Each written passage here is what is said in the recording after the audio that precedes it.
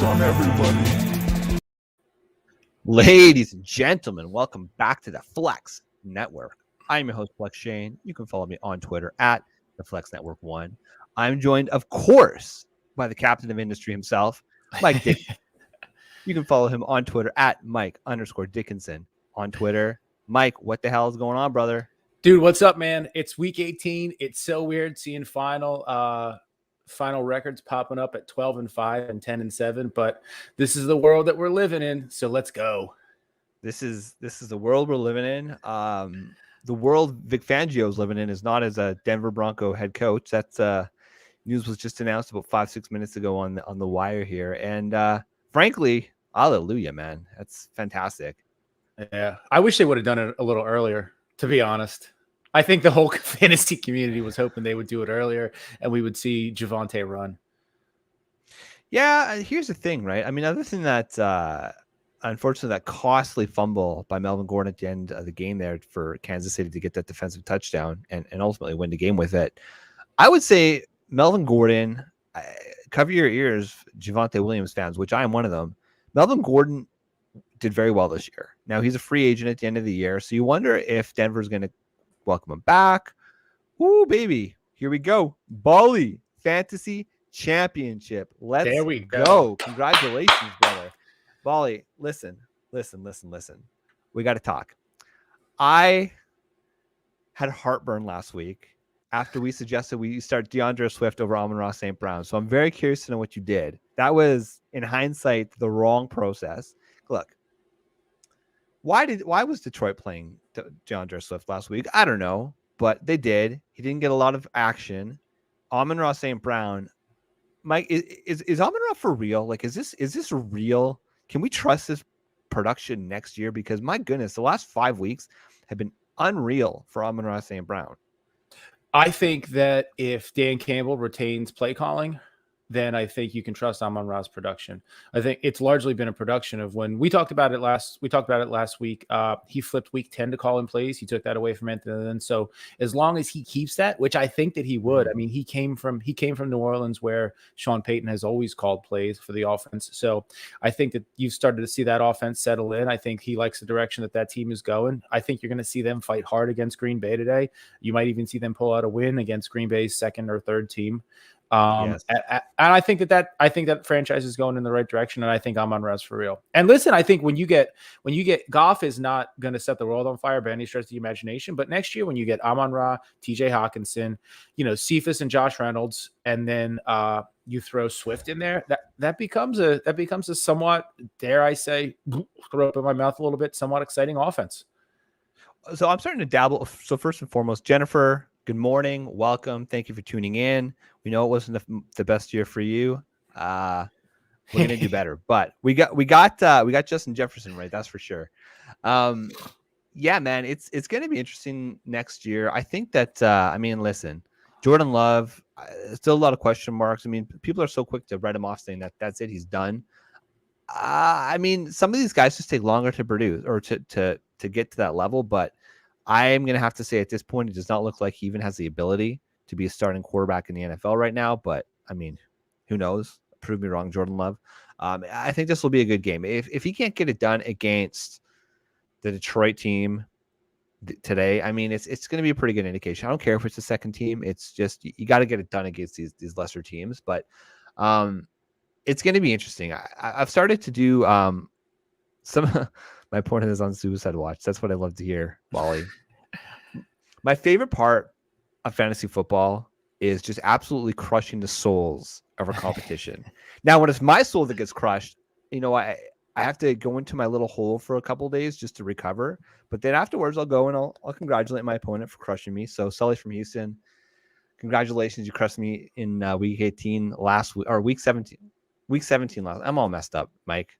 Last week, to break my hopes for that third place finish. But listen, today, I think as much as we want to reflect on the 2021 season, I like to look forward. I mean, it's on to 2022, right? At this point. So what I've been spending most of my time on is really just starting to learn about the rookies because, being a man who lives in Canada, I don't exactly have the time or the energy to pay a lot of attention to USA college football. I'm sorry. But I will say my favorite time of the season is the rookie off season, right? Getting ready for our dynasty leagues. And so this is when I really start to ramp up my production. And man, I know we've spoken a little bit, Mike, and I know you haven't spent a lot of time, but I've been starting to watch a little bit of this Drake London tape. He's the guy at the bottom right there, right in the middle. Isn't Brandon a USC guy? I'm pretty sure he is. I think Drake London, man, he is an absolute monster. And I think, look, if you can get one of these top 5 picks in just like, non-super flex leagues, you're going to get the likes of one of those top 3 running backs, or you're going to get a Treylon Burks, who's an absolute monster, or Drake London. Drake London is 6'5", and unfortunately he did get injured, but he's 6'5", 210. He had a 100% breakout age at 18.1. Before he got injured this season in college football, he had 81 receptions for 1,084 yards and 7 touchdowns. I think he got injured on Halloween or right around that time. So that's pretty beastly numbers. So this is a guy that I'm having fun watching. But, from a commissioner perspective, I know, Mike, you commission a few leagues. I commission a few leagues. Mm-hmm. And one of the things that I really like to do is I like to reflect on the rules within a specific league in a given year. Whether it's a dynasty league or whether it's a general playoff league, or general redraft league. And so, first of all, Mike, are you in any like leagues that have just like absolutely cockamamie rules? Like, are you in a league that's playing this week by chance? No, I'm not. By and large, I generally tend not to get into dynasty leagues with commissioners that I'm not familiar with. Just because I look at that as a little more long-term investment. I don't, as much as I want to scale back my portfolio this year, I don't think I'm not going to drop out of any of my dynasty. Well, there's one that I'm dropping out of, but I've been in it for 3 years, and the league is kind of on tilt, and I think that the entire league is contemplating just nuking the whole thing. But by and large, I tend to go with commissioners that I know, commissioners that I'm familiar with. So you kind of go in knowing what you're going to get. Redraft is a little bit different proposition. I've been in some goofy ones. I was in a redraft league this year where we auto drafted the entire thing, and you were allowed one waiver wire or roster move a week. So that was a little bit interesting. Yeah, that was kind of why. Cool.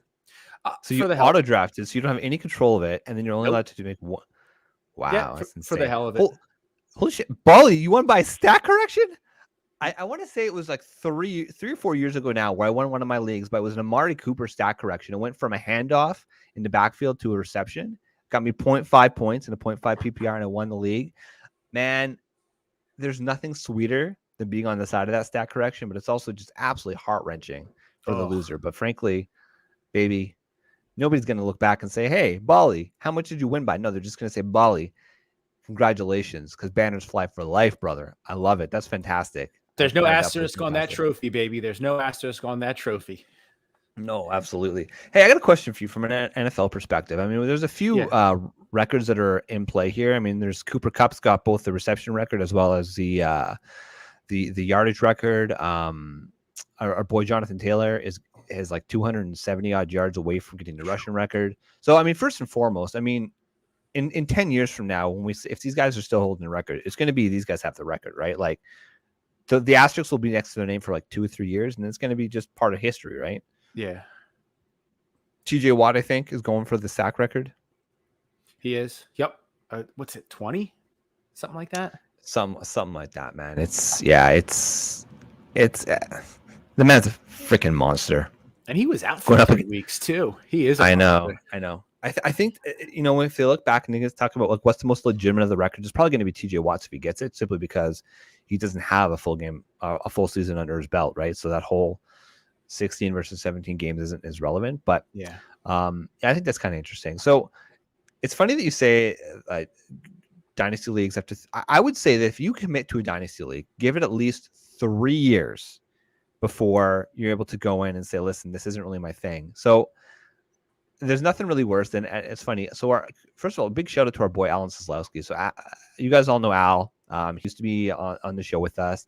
Then he went on to Roster Watch. Now he's working for RotoWire. Al actually went and he hosted his first show. He's been on the Sirius XM shows before, both the Roster Watch and the RotoWire shows before, but this was his first time actually hosting. And I want to say, Al, congratulations, man. That was absolutely fantastic. I listened to the whole show. I really enjoyed it. And shout out to you, man. Shout out to you. Dude, he absolutely crushed it. It's different going from the co-hosting seat to being in the driver's seat. I was talking to him a little bit about it yesterday, and he was saying that it's completely different. You have the producer in your ear the entire time.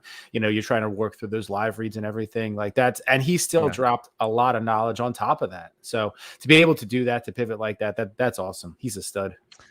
I think what I love about Al so much is he just has so many random ass stories that he can share. Like the man's lived so many different lives. Like he's been a teacher, he's been a fantasy analyst, he's a basketball ref. Yeah, actually, I don't know if you knew this, but I refereed basketball for 15 years. That was one of the you? things Al and I bonded over. Yeah, man. Nice. I stopped refereeing about a year after my son was born, just from a time commitment perspective. But yeah, man, I love playing basketball. Was my sport growing up, despite the fact that I am 5'6". It was always my favorite sport. And then I just got into roughing when I was young and kept it up pretty much throughout my adulthood. But yeah, I mean, he shared this story of he had to like grab fish from a freaking like ice water thing. Like, have you ever had any crazy ass jobs like that, Mike? Like you work in the food industry. Yeah. And like, have you ever had to get your hands dirty, or like, how do you actually total freaking tangent? I'm very curious. How do you guys source your food? Like, do you go and like when you're sourcing your product, like how do you find that? How do you find distributors? Like, will you go and actually meet with them, find their product? Like, how does that work? Yeah, so we generally have about 5 to 7 vendors that we work with, we consolidate with, that we trust pretty well. We're a fairly large organization. We have 19 outlets at this time at this point, between restaurants that we own and then concession operations that we manage. One of the coolest concession operations that we have is we have the contract on the concessions at the NASCAR track in our area. So that's kind of cool. Yeah, that's really. Are you being NASCAR? See, NASCAR is not really something I've ever been into, but I wasn't into it until we got into it, but it's a very interesting sport. But anyway, because of the volume that we have, we kind of have 5-6 vendors that we trust. We have one major we're on the Eastern Shore, on the Eastern. Why don't you tell people what your restaurant's called? The company is called Sodell Concepts. So we're in the Delaware beaches. We have, like I said, 19 outlets that stretch in like a 25 mile range. So it's cool. We have a bunch of seafood restaurants, a pizza restaurant. We have a brew pub. We have a couple breakfast spots. It's a really cool company. I've worked for them for 16 years. But we so we have one seafood purveyor that's our major purveyor, and we generally trust him. We have one of our employees who manages all the vendor relations. So he'll look at product. He's in the restaurants every day checking product that comes in. And if he's not happy with something, he'll reach out and call that rep and be like, hey, this is skunky, get it out of here and don't send us that again, because of the volume that we represent. If we pull our business, it becomes a major inconvenience for them. So we're very fortunate too. We're in a very, very good agricultural area. So in the summertime, in the spring, summer, and the fall, we have all local produce. Our restaurants are all farm to table. They were farm to table out of necessity from the inception of the company, because at the beach in the late 90s, early 2000s, you couldn't get anything in the wintertime. So we had to get what was in our backyard. So we've always done local fish, local produce, local everything. So we have farmers that'll pop up and they'll try and earn our business. And we always give them the opportunity, if they can provide the quality of product and the amount of product that we need, we definitely will go with it. So we're hyper local. People come down to the beach to have when they come down here in the summertime, they want a good seafood restaurant, and they want to feel like they have a meal that belongs where they're vacationing. They don't necessarily come down here to eat at an Applebee's or a TGI Fridays or something like that. They want to come down to the beach and eat seafood, and we deliver that for them. So our boy Mike is saying you need to expand into Arizona. So you might have to change your business model a little bit if you go into the desert. That would be a big jump. That would be a big jump to go from Delaware to Arizona. But I'll put it on the 15-year plan. We'll call that. There you go, Mike. 15 years, or just, hey man, we need to make a Flex Network trip out to Delaware. We'll do like a restaurant hopping experience. That'd be a lot of fun. Brandon came down here this year. Oh, did he? He did. Yeah, he was. He came from Jersey. Yeah, he was down in Jersey playing hockey, and he came down. He came down here, and we went out to dinner one night. Yeah, his wife was slightly concerned because we had never met. She was like, "What if he kidnaps you?" I was like, "I have neither the energy nor the interest in kidnapping anybody." So, hold on one second. My daughter is asking for something. Hold on one second. Yeah. So okay. So another thing that I'm actually really interested in, and obviously we'll chat through it when Mike gets back here. But one of the biggest things that I wonder is in dynasty leagues, should you have a trade cutoff or any sort of trade to the tweak rules? And so I do it two ways. In one of my leagues, it's straight up no trade deadline. And so actually our boy Flex Matt in actually it's probably my oldest running dynasty league. He went out and he was in the playoffs and he said, you know what, fuck it, I want to win this year. And he pretty much, I wouldn't say he sold the house, but he sold a lot of his young prospects and he got guys like Cooper Kupp. I sold him Sony Michel for really cheap, and he was able to go and win the championship ultimately against Alan Seslowsky. So I would say, and Mike's chiming in here saying, yes, they should. Mike, we're talking about whether or not there should be a trade deadline in Dynasty League. So Jaeger, he's saying absolutely yes, they should. And I think that might just be out of pure spite because I think it's disgusting that the trash man truther, Flex Matt, won the league. I am in my other league that I commissioned as a for Dynasty. I have it so that there's no trade deadline, but the rule is that teams that are in the playoffs are not allowed to trade. So how do you like it? Like, what's your preference in terms of trade deadline? Because as far as I'm concerned, the Dynasty season doesn't sleep, man. Yeah, that's one of the rules that I'm considering changing this year. Is I think I'm gonna the dynasty leagues that I commission. I think I'm gonna modify the trade deadline in some form or fashion. I'm still contemplating whether or not I'm just gonna peel the lid off it entirely. You know, I've seen a bunch of stuff and I've read a bunch of stuff where it says, you know, if you're in the hunt for a championship, by all means, you should be able to sell out for the championship if it's, you know, even if it's week 16 or 17, you know, and if you're willing to overpay on somebody who's going to win you that week, then you should be able to do it. I don't know about keeping it wide open like that, but I definitely think that there shouldn't be a trade deadline. I'm also in a couple dynasty leagues where the commissioner locks waivers from the end of the season all the way until week 1, and I don't dig that. I think waivers should stay open all season, all year as well. I've done it a few ways. I mean, so in the past, in some leagues, I've done it so that waivers. Okay, so first of all, our boy the Snowman is saying there should always be a trade deadline. And then our boy Clip saying, I love it. Okay, because Clip, you're a degenerate. You love trading. Like that's just your jam, man. Like you're just I could see Clip at night on his phone just like trying to get some maniacal trades sent out there. But as far as I'm concerned, I kind of agree with you on both sides. So I've seen it in my one league where there is no trade deadlines. There was like people were upset, right? People were visibly upset. But honestly, the thing is who cares, right? Because if you're willing to sell your future, like Matt has no picks for the next 2 years. So that's just going to be a reality that he's now going to have to deal with. But again, championships fly for life. So are you willing to sell it to win the championship? So you're saying, especially when your top guns go down due to bad play and injury.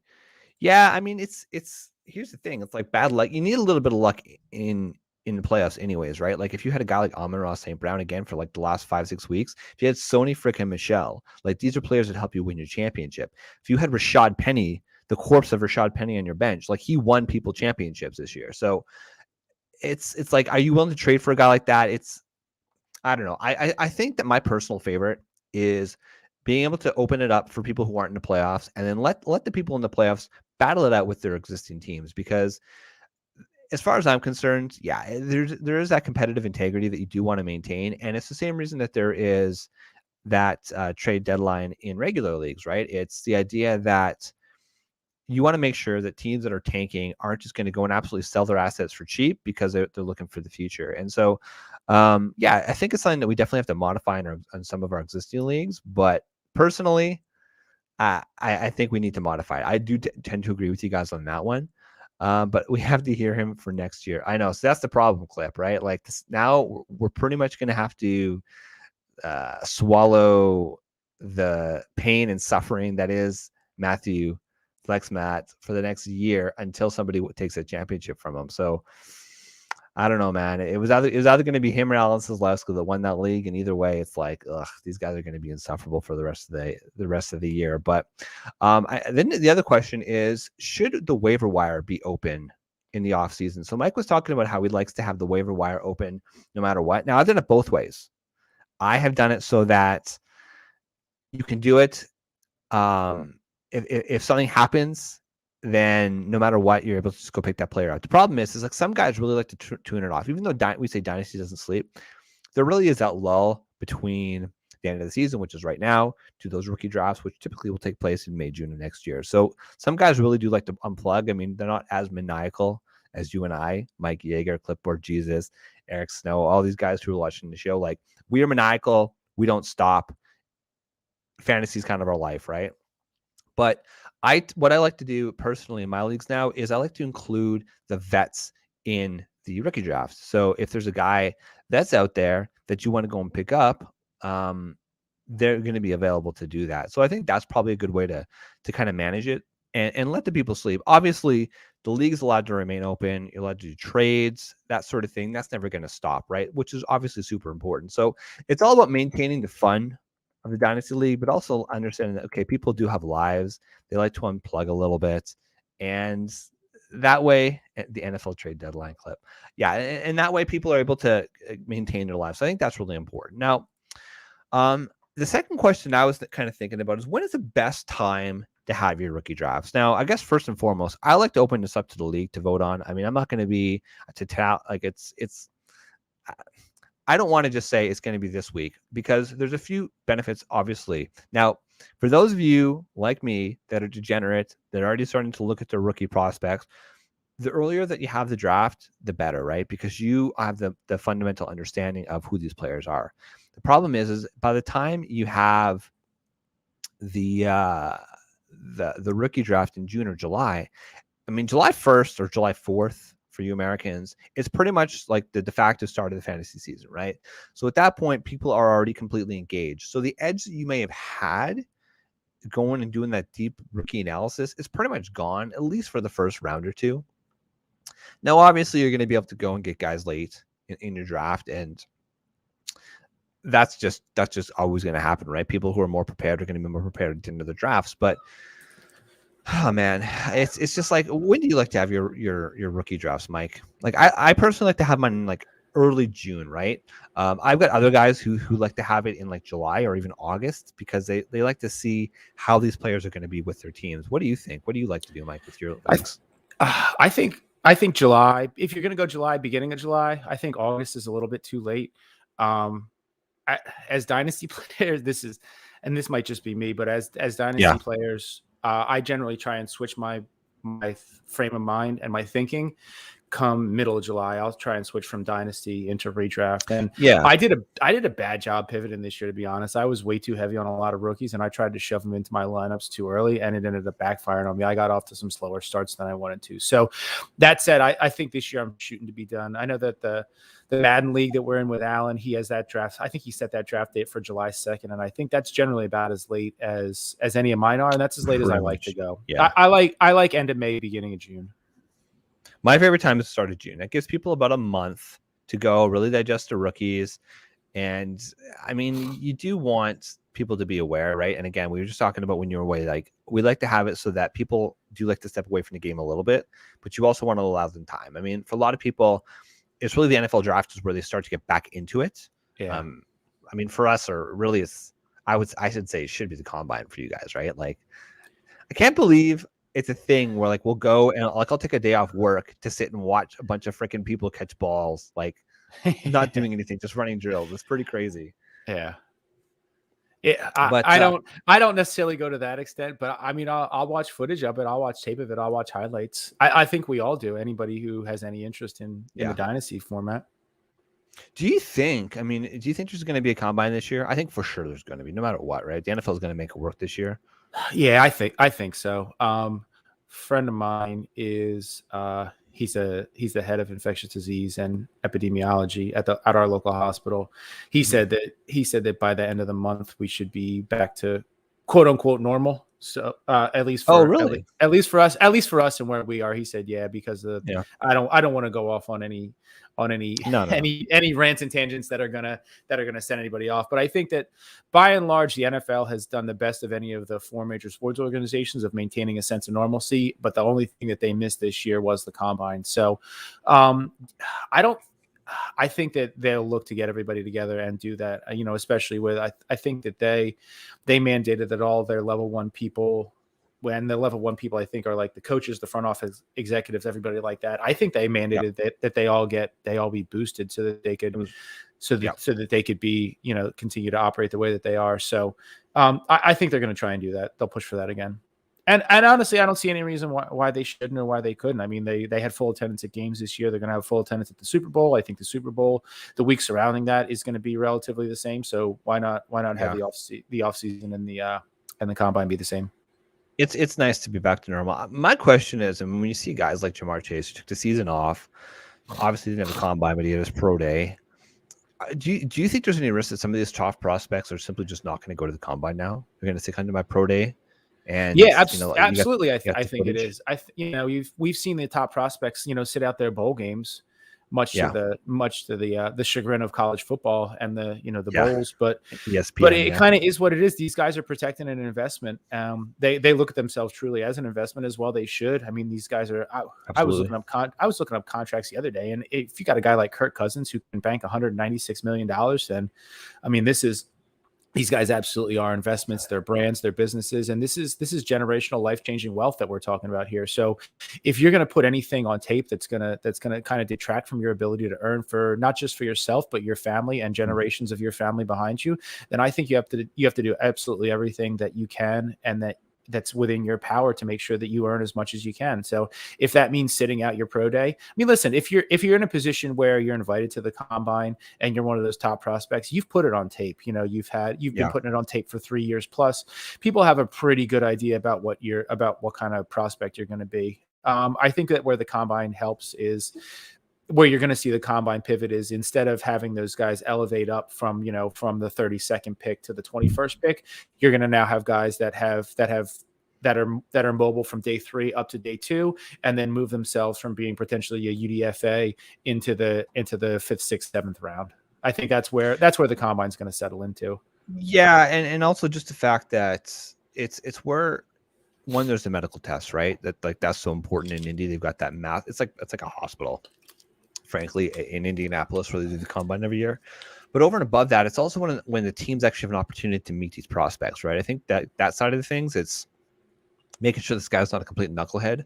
Although I will say what was really interesting is the NFL came out, was it last week or this week, basically saying that they depending on the types of questions that they ask, if they're inappropriate questions, the NFL can actually fine these teams draft picks, which I think is huge, right? Because we've heard in the past that some players were asked some frankly inappropriate questions that, like, if you were to go to a regular job interview, would never be asked. Now I understand the NFL is a little bit different, but like your sexual orientation, like those types of questions should never be asked, and it should have absolutely nothing to do with your ability to play football. So those types of questions used to be asked in interviews, and now the league's come out and basically said, like, inappropriate questions like that aren't relevant to football and relevant to what we're trying to accomplish here, there can be fines in the form of draft picks. I think that's huge, right? So, I mean, there's a lot of things that we used to do that we now have come to our senses and said, hey, you know what?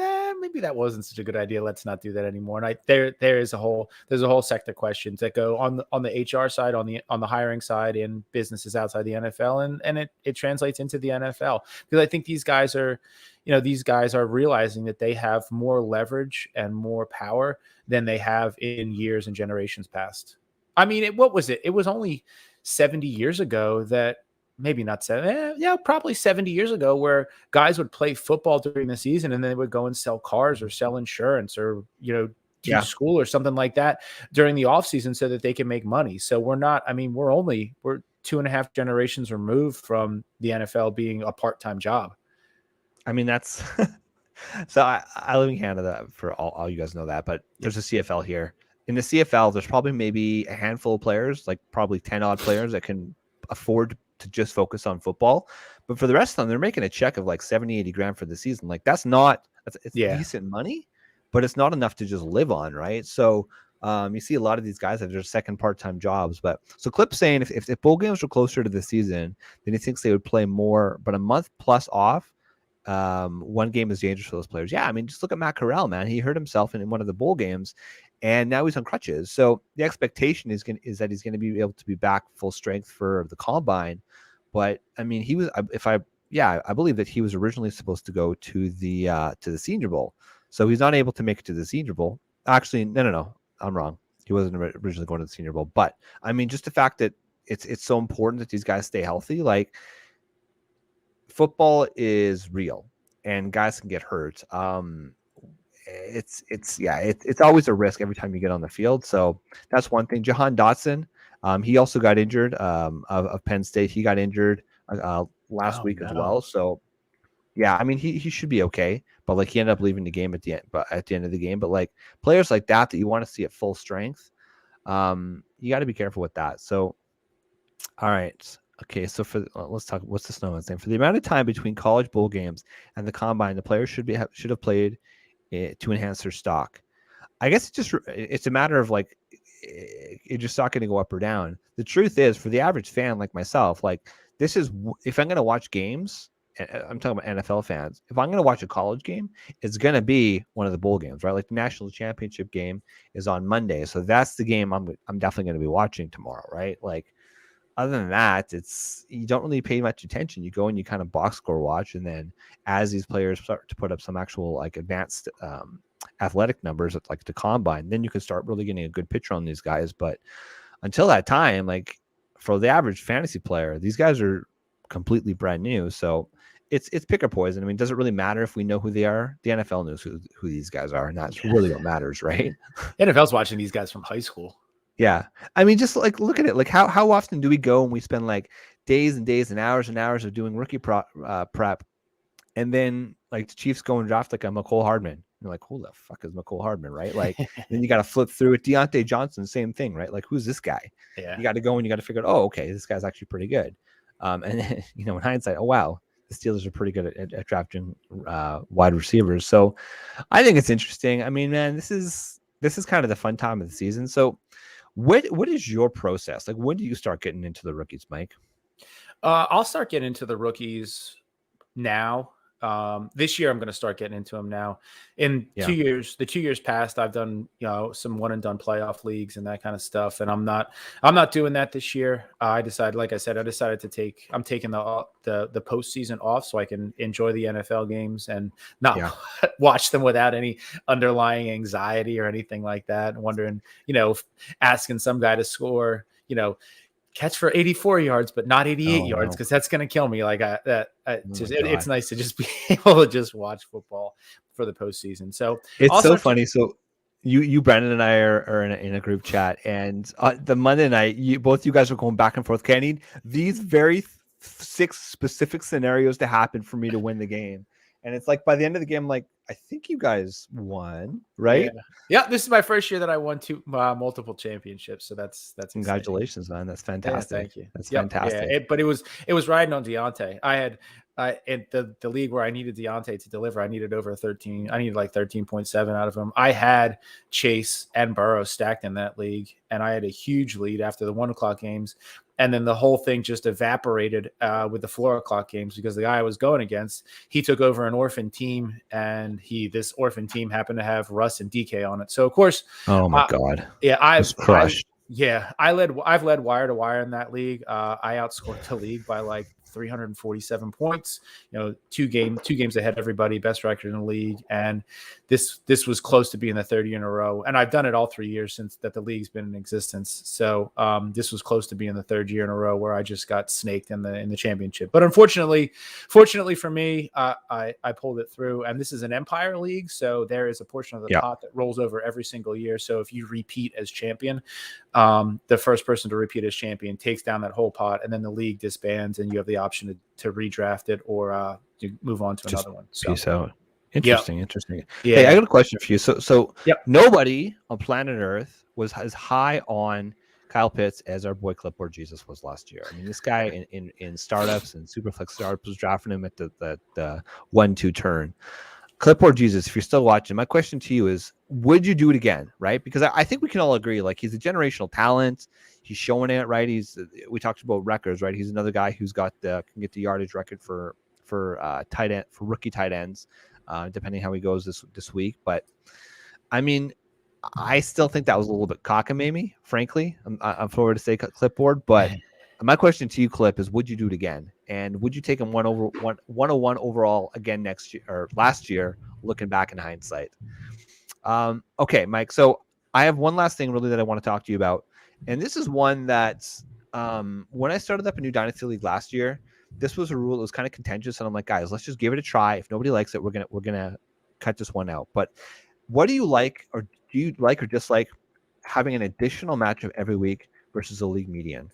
I love it. The one in the is it the roster watch dynasties, the single quarterback dynasty league. We do that. I absolutely love it. And you look at a league like the Banana Hammock Boys, the one that we're in, where you know I was just getting hammered every single week with matchups. You know, I was pulling everybody's best effort, and I missed a playoff. We save a playoff spot for points, but I missed it by 3 points because the guy ahead of me was crushing too. So I think that having that league, that game against median really nets it out.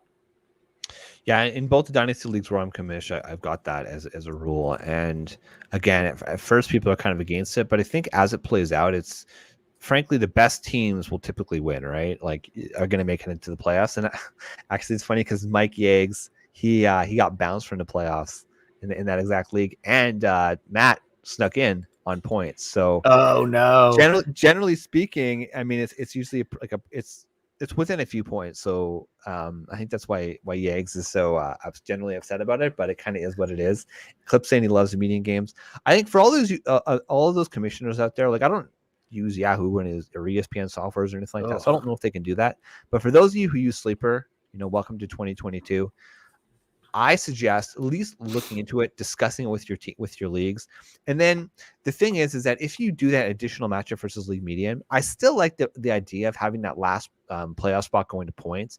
But the truth is, Mike, you generally don't need it because it kind of takes care of itself throughout the season because you're going to get that additional win every single week. And for the record, Mike, I'm pretty sure you and I played each other twice in that league, and you both beat me both times. So it wasn't me. I apologize. Me. Yeah, that's right. So that's basically it, man. So, in terms of the schedule for the next couple of weeks, next month or so, we're going to be working on content. We might not be producing a full-on show every single week. We'll do our best. We're just going to have to communicate, whether it's you and I, or it's going to be Brandon, or the three of us jumping on the show. I'm going to try to get Sez on the show. I know Flex Matt says he wants to jump on the show. Sully too, right? Sully's been begging to come on the show. I love having Sully on the show. He's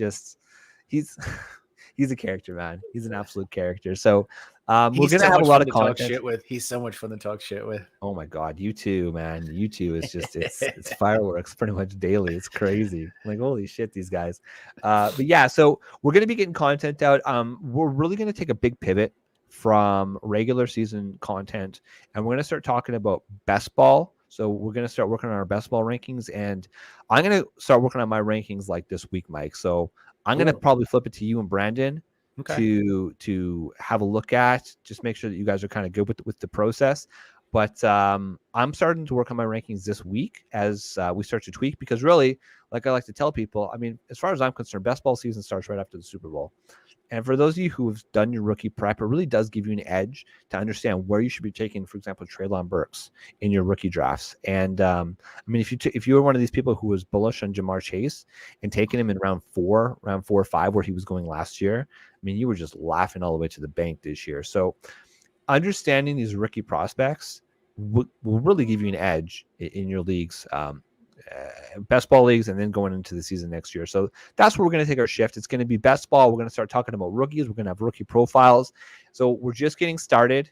And Clipboard Jesus, absolutely, brother. We need to have you on the show. We need to have this heart to heart once and for all and talk about Kyle Pitts and just your absolute love for that man. So with that,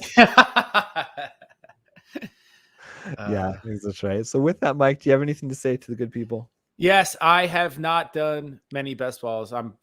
it's Sunday. This is the first Sunday show that we're doing. I'm coming to confession. I've not done many best balls, but I'm changing that this year.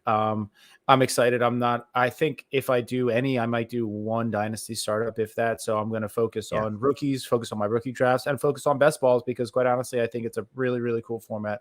I've done all the other stuff, the vampire leagues, the guillotine leagues, all the one and dones, all sorts of stuff like that. So it's time. The thing that jams me up is that being in the state of Delaware, we're not allowed to use, there's a lot of platforms that aren't licensed to operate in Delaware. So like Underdog, Super Draft, none of that stuff is licensed in Delaware. So I'm really limited as to where I can do it. I can do DK, I can do FT, and I can do Yahoo, and that's it. What about best ball 10s? So like best ball? I'm not sure. Is that look into that? Is that draft? That's just, or that's part of FanDuel. It's actually it's called best ball 10s. Oh, is it? It's its own individual software. So we'll help you out. Well, actually, you know what? That's actually a really good show topic, talking about just the different types of leagues out there. So I used to do best ball 10s. I switched this year to Underdog simply because I like the fact that you can. There's $3 drafts, and you can just do it. The app on my phone is just it's absolutely fantastic. I mean, for any of you guys who listen to any sort of content, Underdog is just absolutely, I would say, crushed it this season. Right? They've completely flooded the industry. What FanDuel and DraftKings did probably 3-4 years ago. That was FanDuel this year. Every show they were pretty much a sponsor of. So I'm sure you've heard of it. If you haven't tried it, they have $3 best balls. Like, just do it, right? Just jump in, put $30 in. And I'm pretty sure as long as you have some sort of a promo match, you're going to get $50, $60 in your account. Just do a bunch of $3 best balls. Like, if nothing else, you can do the quick one. You can do the slow one. I personally like doing slow. I'll usually do like 2 or 3 at a time. That way you always have a little bit of action on the go. And it's just a lot of fun. So that's kind of it. Yeah. So nice. So with that, of course, you can follow Mike on Twitter at Mike_Dickinson. You can follow me on Twitter and occasionally Flex Matt on Twitter at the Flex Network 1. We are just getting started with 2022. So for those of you who've been listening, thank you. We really appreciate it. Like and subscribe. Hit that alert so that when we do go live, you get notified of it. And thank you for listening and sticking with us through the 2021 season. We're here for 22. And that's it. So for Mike, I'm Flex Shane, and we are the Flex Network. This is the Flex Network. This is the Flex Network. Flex on them. Flex on everybody.